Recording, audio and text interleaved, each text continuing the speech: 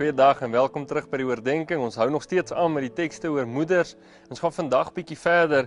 Efesiërs 6 vers 1 tot 3 sê: Kinders, julle moet julle ouers gehoorsaam wees in die Here, want dit is reg. Eer jou vader en jou moeder. Dit is die eerste gebod met 'n belofte, sodat dit met jou goed mag gaan en jy lank mag lewe op die aarde.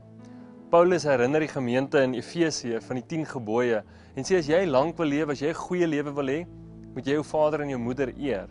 Nou die eerste vraag wat opkom is maar hoekom? Wat het dit met dit te doen? En die ding is, dit oefen jou luisterspiere. Want sien, kinders leer om te luister by hulle ouers. Kinders leer om te praat, hulle leer om te loop. Hulle leer als wie en wat hulle is by hulle ouers. En daarom sê God, hoorie maar, eer jou vader en jou moeder. Want dis die mense wat jou geleer het en jou gemaak het en jou opgebring het in wie jy is. En God is ons Vader. En daarom indirek, wanneer jy jou vader en jou moeder eer jy God. Deur hulle te eer jy God. En hy sê, hierdie is 'n belofte, dat wanneer jy my eer, deur jou vader en jou moeder te eer, sal jy lank lewe hê en dit sal goed gaan met jou.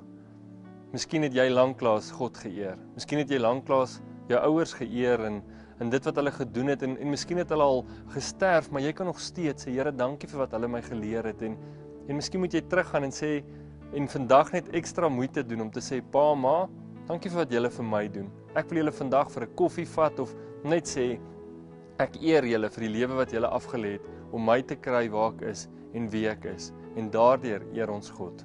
Kom ons doen dit vandag en ons spandeer tyd saam met ons geliefdes en ons eer hulle daardeur en ons maak reg wat ons miskien vir 'n lang tyd nie gedoen het nie. Kom ons bid saam. Hemelse Vader, ons eer U vandag. Ons gee U al die lof en al die eer, Here, want U is ons Vader. Here, en ons wil U eer deur ons aardse vader en moeder te eer. Help ons daarin dat ons dit doen op 'n liefdevolle manier wat U wil hê ons moet dit doen en soos U wil hê ons moet dit elke dag aan hulle bewys. Here, waar ons miskien van ons vir tyd dit nie gedoen het nie.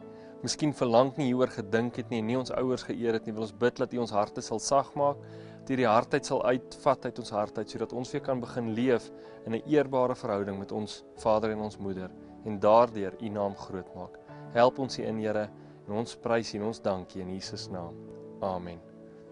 Geniet hierdie dag en eer jou vader en jou moeder van vandag af vorentoe, soos wat jy God eer. Mooi bly, ons gesels môre verder. Totsiens.